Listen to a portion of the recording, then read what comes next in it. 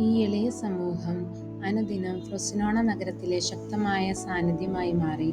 പ്രാർത്ഥന, school, boarding, മതബോധനം, ധ്യാന കോഴ്സുകൾ എന്നിവ ഈ സന്യാസമൂഹത്തെ ഏറെ തിരക്കുള്ള ഒന്നാക്കി മാറ്റി.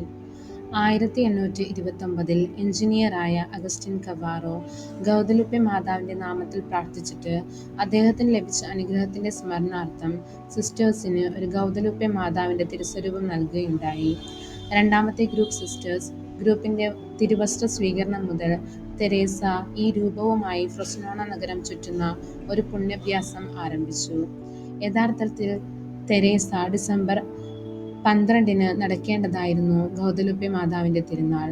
ഫ്രൊസിനോണ നിവാസികൾക്കെല്ലാം തന്റെ പ്രദക്ഷിണത്തിൽ പങ്കെടുക്കാനായി സെപ്റ്റംബർ 8 മാതാവിന്റെ ജന്മതിരുനാളിൽ ആഘോഷിക്കുകയായിരുന്നു.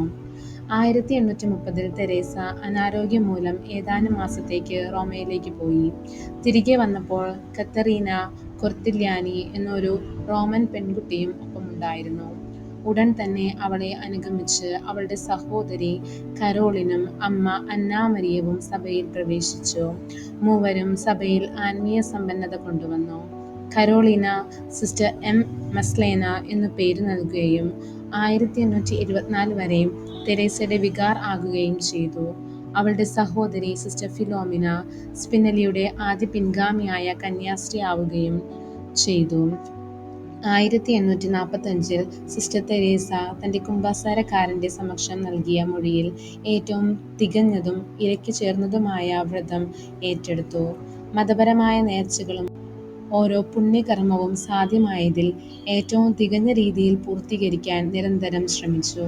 താൻ ചെയ്യുന്നതും സംസാരിക്കുന്നതും ചിന്തിക്കുന്നതും ആഗ്രഹിക്കുന്നതും എല്ലാം പരിശുദ്ധ തൃത്വത്തോടും കർത്താവായ യേശുക്രിസ്തുവിനോടും അമ്മ മറിയത്തോടും സകല വിശുദ്ധരോടുമുള്ള സ്നേഹത്തെ പ്രതിയായിരിക്കും. നിയമാവലി കൃത്യമായി പാലിക്കും.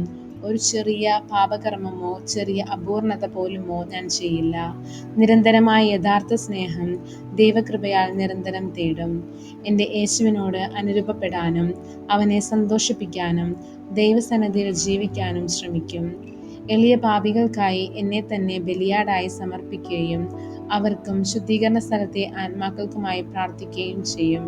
അങ്ങനെ ഏറ്റവും തികഞ്ഞതും ഇരയ്ക്ക് ചേർന്നതുമായ വ്രതം പൂർത്തിയാക്കുമെന്ന പ്രതിജ്ഞയിലൂടെ സിസ്റ്റർ തെരേസ 1822 വാഗ്ദാനം ചെയ്ത സമ്പൂർണ്ണ സ്വയം ദാനം സഫലമാവുകയും ചെയ്തു.